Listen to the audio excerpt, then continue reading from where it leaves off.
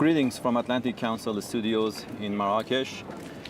Over the past few days, we have been covering the 2023 annual meetings of the World Bank and IMF live from the main campus of the events in Marrakesh.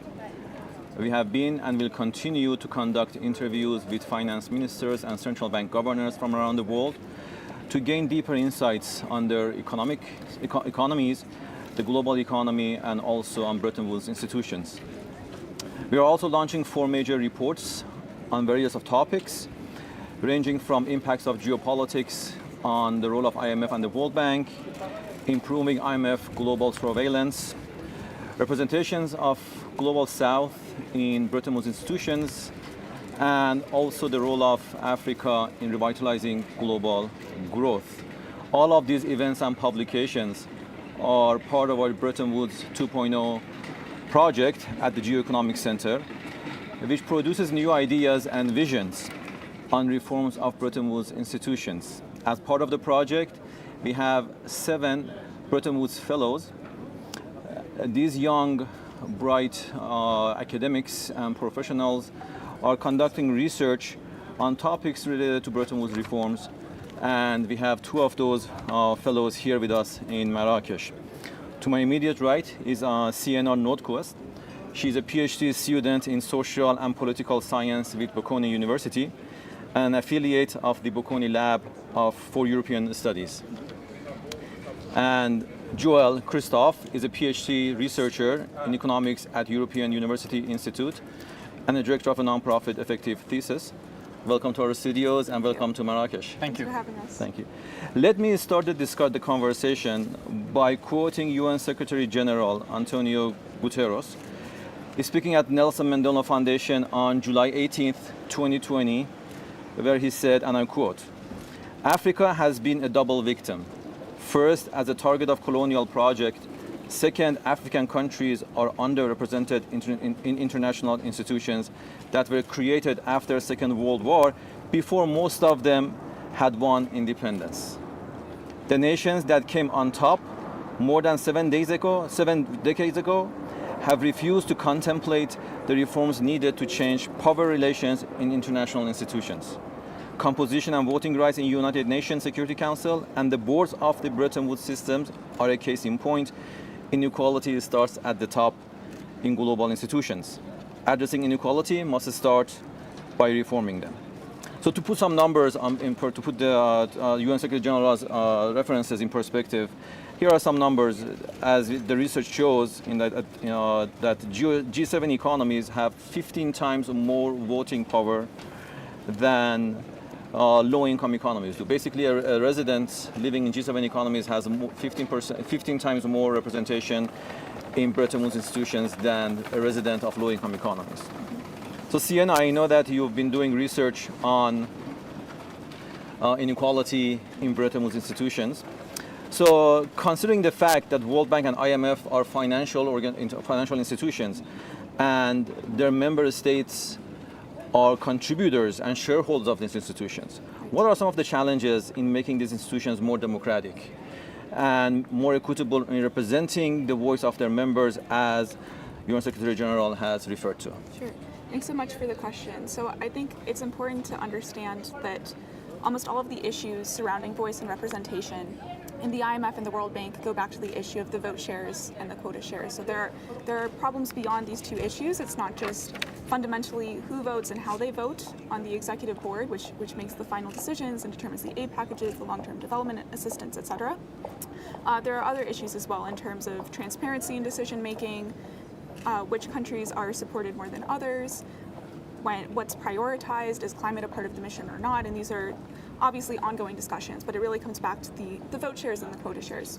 Fundamentally, there are 5 different things that are kind of holding back the democracy and promoting the inequality that these institutions currently have in those areas. And the first and most important is entrenched power dynamics. So Joel and myself have been taking a historical approach in our research to understanding the vote shares over time.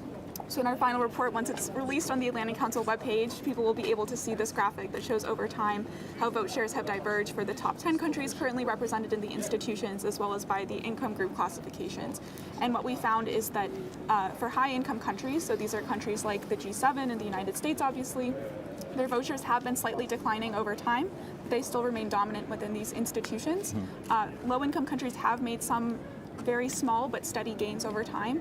It's really the upper middle income countries that have seen both a shrinkage and kind of getting sandwiched in between these two income groups at the same time. So that's going to need to be addressed if those countries, so the upper middle income countries, are going to feel represented and feel like they have a voice within these institutions. The second issue is the unresolved seat issue with European representation on the executive board. So in the 2010 general review of quotas that was undertaken by the IMF, which is the last time that there was any substantive change to the votes and the quotas, at least at the IMF and the World Bank level. European countries agreed that they would reduce their seat share by one, but of course the G7 European countries, so Germany, France, and Italy, have not come to an agreement on which country is going to give up that seat. So since that's unresolved, that is also holding back the current general review of quota that needs to be completed by December of this year. The third is the underweighting of countries like China and India. This is both in terms of economics, so their representation of GDP in the world economy and their subsequent vote share, as well as underrepresentation given the populations that they're contributing to the world. The fourth is underrepresentation on a per capita basis of other Global South countries. We separate this as somewhat distinct from China and India's representation because as BRICS countries, they do have somewhat more say in trying to challenge G7 power within these institutions, whereas the Global South is kind of competing or trying to get cross-influence from both the United States and the G7 as well as the BRICS countries. And then the fifth area that we really look at as holding back these areas of equality is how these institutions rely on consensus-based decision-making. So what that means is even though there are formal votes, most of the big decisions and the nuance of these aid packages and the development financing are made behind closed doors, and they're made by 4 deputy directors at the IMF and 4 vice presidents at the World Bank. So the fact that there are only 4 individuals who obviously can't represent a bunch of different countries at the same time means that it's both not transparent and that there's a lot of voices being left out of the conversation. So Joel and I rather ambitiously try to address all 5 of these different points in our report, and we do that through, undertaking interviews as well as trying to understand what are some somewhat revolutionary areas, but also areas of consensus and procedural change where we can make a difference and make sure that these countries feel like they have a voice while understanding that the general review of quotas might not be the change that many of these countries want. Right. What you mentioned about the historical trend of G7 or advanced economies votes in these institutions and at the upper middle income countries. That's very interesting. Yeah. And you mentioned that the G7 has declined a little bit, and that has given to low income countries share a bit. Yes, and lower middle income countries. Yes, exactly. As well. Yes. But it's the upper middle income that is a challenging point, and China is part of that countries. Yes. So in some ways it reflects, income inequality more generally. So I know in Western countries we talk a lot about income inequality on a country level and the fact that the middle class is getting squeezed. And we're kind of seeing something similar within the IMF and the World Bank. That's very interesting. So Joel, on the topic of IMF and World Bank leadership, Sienna mentioned something here that about a handful of people making the decision. But about the leadership, the managing director and the president of the World Bank, about their election or appointment. What does the bylaws of this institution say, and how can this process be made more inclusive? Because as we know, the tradition goes that the president of the World Bank is an U.S. appointed and the managing director of the IMF is a European appointed individual. How can this be made more inclusive? Yes, thank you. Great questions. So in terms of what the bylaws or what the articles of agreement state, it is not every member state that has equal say in the matter. Instead, it's the executive board, which in the IMF and the World Bank have around 24, 25 executive board members. And this board nominates and selects and appoints the IMF managing director and the World Bank president. Now, if we take the example of the IMF, the managing director is in effect the chair of the board, but also the head of the operating staff of the fund. And when the executive directors meet to nominate candidates, they propose certain nominees. If there are around 3 or fewer, then there's consultations to try to reach consensus. And if there are more than 3, then often there's a referral to shortlist 3 individuals and then to publish them. And historically, the IMF managing director has been European and the World Bank president has been American. And similar procedures operate in both Bretton Woods institutions. And what's particularly important to bear in mind is that the decisions on to what extent there is in practice a sovereign equality of all states and how the leadership is selected is something that also arose in the context of the United Nations being born around 1944, 1945. The Bretton Woods Conference initially was also called the United Nations Monetary and Financial Conference.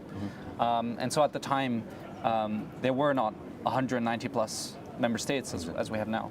In terms of how to make the selection process more inclusive, there's quite a large number of things that could be done.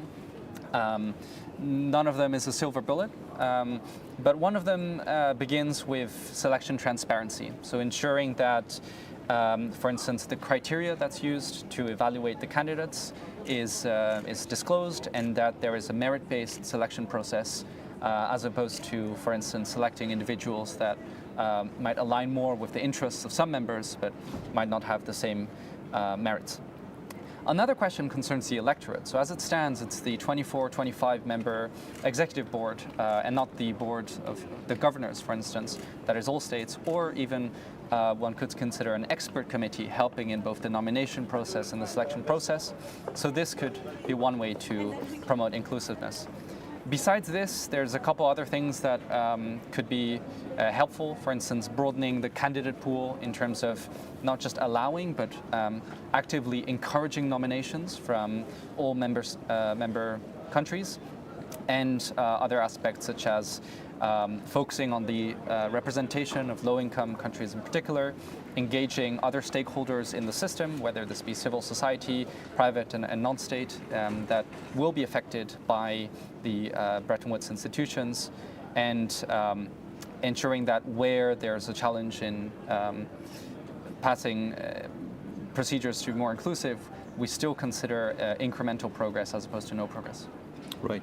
And we had a program this morning on Bretton Woods operations and effectiveness and their role, given the increasing geoeconomic and geopolitical rivalry.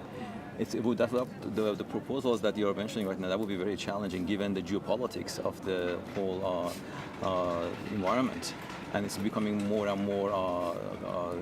I would say there's more and more friction between some of the board members in these institutions. So Sienna, what are some of the practical recommendations that you might have to address some of these challenges? Like, Sure. we know, for example, what's the next steps that Bretton Woods institutions, as the leaders or the board of governors, can take to make the whole process of either the leadership more inclusive, or the process of their operations or decision making more inclusive? Sure. I'll describe these as baby steps, even though they are by no means baby steps that these institutions would be undertaking. But Joelle and I divide the solutions section of our report into 4 overarching areas. So the first and most important is obviously voting and quota reform, because we understand that that's the heart of kind of this stalemate within both institutions. The second is the representation of the executive board, some of those measures Joelle just mentioned. The third is looking at the diversity of the staff themselves. And then the fourth is increasing the mandate of the Development Committee, as well as the IMF's International Monetary and Financial Committee, which is like the Development Committee in the World Bank, but only at the IMF. So I'll start on our vote and quota share solution. And this is kind of a 5-pronged approach. So the first is to make the vote and quota share changes gradual, automatic, and rules-based. So making sure that there is a quota formula agreement. I know right now that's a big part of the conversation for the current general review that's being done and being completed. But our idea here is that once there is a quota formula that can be implemented, that has been agreed by both the G7, by China, by other stakeholders and important countries in both institutions, if every 5 years subsequent changes in the quota shares were automatic, this would take out a lot of the politics. Because right now one of the issues is that countries only meet once every 5 years and have these big discussions that they know they're all going to have really strong disagreements and stakes in. And because that conversation is not constant, and because it's a rupture in who would have power and who would be making these decisions, it becomes highly political. So trying to make it more formulaic and rules-based should hopefully reduce some of that politicization and make that decision easier.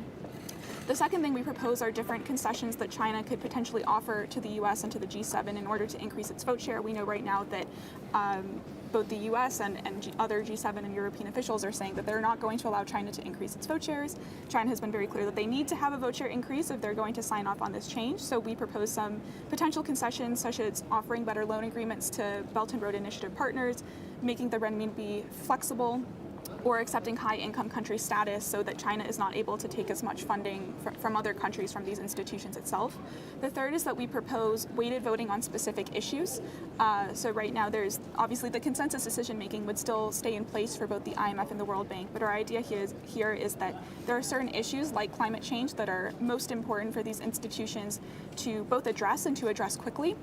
And there are also high inequalities in the countries who are affected by these issues and whether or not they have any voice or representation in these institutions. So we'll have some graphs and figures in our report that shows that those countries, particularly small island nations that are most likely to be affected by climate change, have the lowest vote shares in these institutions, whereas those with the highest vote shares are more insulated from climate change. So on specific climate issues, we would propose that there would be weighted voting for those small countries to have more of a say only on those particular issues to kind of, again, make it more of a compromise for those big power players who really want to keep decision making on most bread and butter issues. Right. Our fourth is to have constant diplomatic engagement between the EU, the US, China, and Japan on the votes and the quota shares. So again, one of the issues is that this is only talked about once every 5 years when it needs to be a continuous discussion. One of our proposals there is to have an annual summit along with the spring meetings and the normal annual meetings that would specifically be a forum to talk about the quota formula, to talk about where do we see these institutions going in the future, do we have different priorities and objectives, where can we have multilateralism play out on the global stage. And then fifth is to consolidate the European seats, to resolve the main roadblock from the 2010 General Review of Quotas. Moving now to the representation of the Executive Board itself, I won't repeat everything that Joel said, which of course will be included in our report as well, but another thing we're going to propose is a doubling of the number of deputy directors at the IMF and vice presidents at the World Bank. The thought process here is that because right now it's only the US, Europe, China, and Japan that have a say in these non-transparent closed-door conversations, doubling the number of participants in those closed-door conversations would allow the 14 other constituencies on a rotating basis to have more of a voice, to have more of a say, to have some input into the details of these agreements. And of course, it's, as we all know as economists or political scientists, it's really those details that affect people's lives more than anything else. Third is touching on the diversity of the staff themselves. One of our proposals here is to include outsiders, so non-economists in these institutions, to kind of get their thoughts and inputs on how the short and long-term lending of these financial institutions affects the global market and the global economy and the lives of individuals around the world. So that would mean including climate scientists in conversations about funding on preventing climate change or mitigating climate change. The second would be to include more individuals that do not have a U.S. educational background. So even though the institutions are very, very diverse, most individuals get their degree in the United States, so trying to have more of a diverse educational background and training to deal with those issues.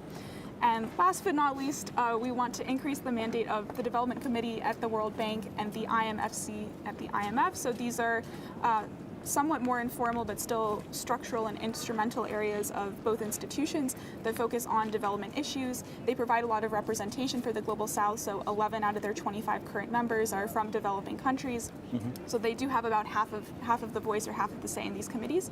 And what we want to do is expand their mandate, make sure that there are quarterly reports that are being sent to the IMF Managing Director or the World Bank President so that they are aware of the key issues affecting these types of countries, what types of priorities and changes they want to see, as well as making sure that they are formally brought into the annual event. So making sure that they have a broader focus and a broader stage. When all of these great officials are coming to the annual meetings, they're not just a sideshow, they're something that's really a part and a heart of the conversation. So those are our solutions. Yes. I really like the idea of having this automatic formula-based, rule-based change of quotas, right? Because as you know, in the 2010 quota review, it was not approved until I think 2015 or 2016, right? And it was stuck in capitals of the countries, right? Yes. And and also the idea of weighted voting on certain issues. For example, as we know, we are in the continent of Africa right now. Africa's population is 18% of the world's population, but they only contribute to 4% of global emissions.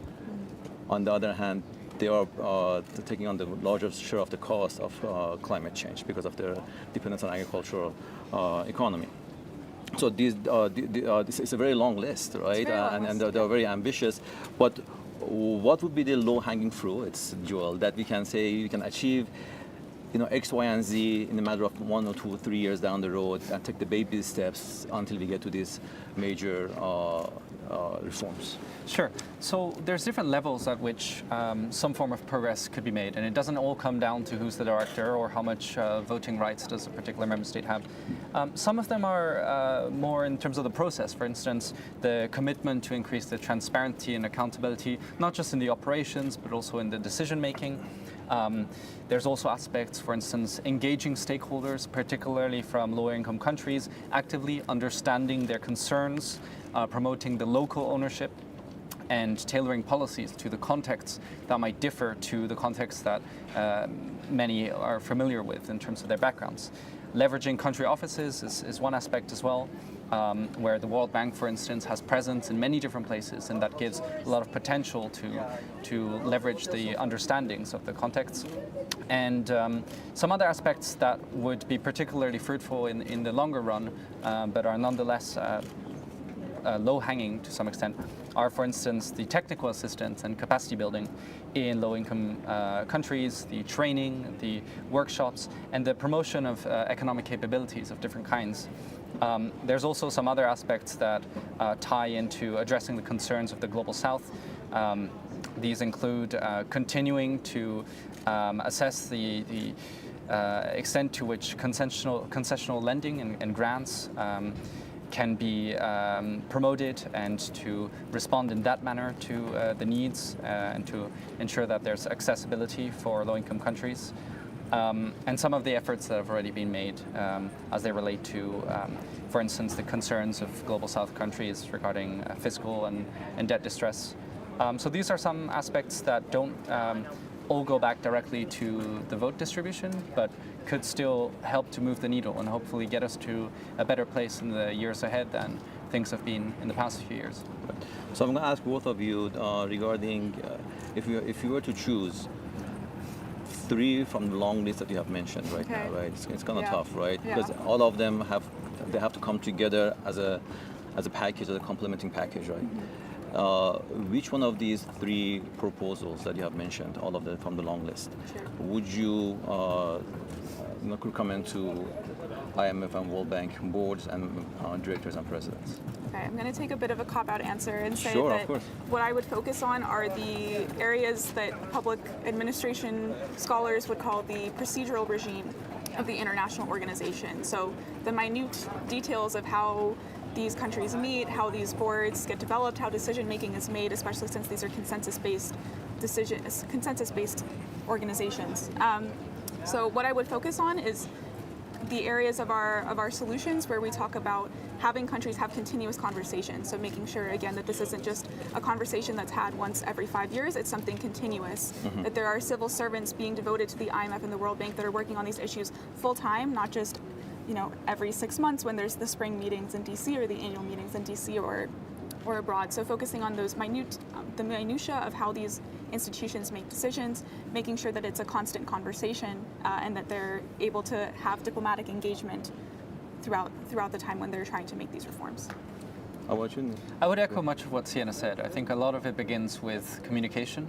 Yes. And where communication is becoming particularly different, given the geopolitical tensions, a lot of the reforms that are going to require building the trust, for instance, are going to be challenging. So in many ways, I think it does start from this communication among stakeholders that don't necessarily see eye to eye on every issue, but we all agree that if the Bretton Woods institutions didn't exist, the world could be losing a very valuable asset. Certainly. And we are running out of time. And as I understand, this is your first time in an annual meeting of the World Bank and IMF. So just let me know how has your experience been so far, and what do you expect, or what do you hope to come out of these meetings in Marrakesh? Sienna, go ahead. Okay, sure. So I would say that my experience here has been great thus far, and that's thanks to the Atlantic Council and Bocconi University as well that gave me funding to attend.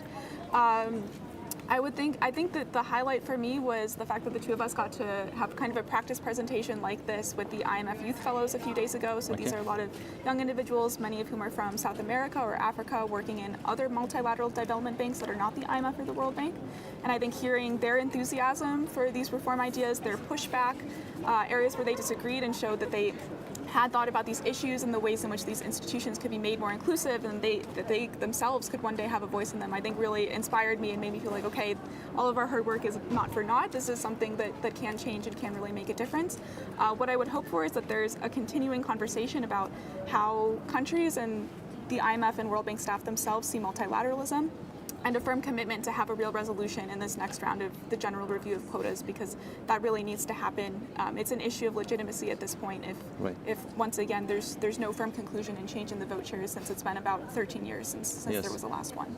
And development committee's plenary meeting just happened just a few minutes before us. So we are waiting. Their mandate. We are waiting for their communique very soon. Please go ahead. Yes, in my case, I think the breadth and depth of the discussions have been great, and there's a genuine commitment by many people here to resolving and making progress on many of the issues that I care about. I think the personal dimension of being able to speak to people, for instance, young people from different regions of the world with different backgrounds, but who ultimately have this same concern and interest in making progress on these issues, is something which is very moving. And then in terms of what I would look forward to and what I would hope for, and ultimately why I'm here, is also that there's going to be a lot of discussions, but the extent to which actionable outcomes will come out of this, that's something which I'm looking forward to. What happens in the days, weeks, months ahead? What are the potentialities of the fact that we're all coming together here that become realities over the long run? Well, thank you, Sienna. Thank you, Joel, for being with us today. And the reports of our Bretton Woods Fellows will be available by the end of the year, around end of 2023 or early 2024. And so please follow us on Future of Econ. When they're launched, you can download them, and we are looking forward to your reports.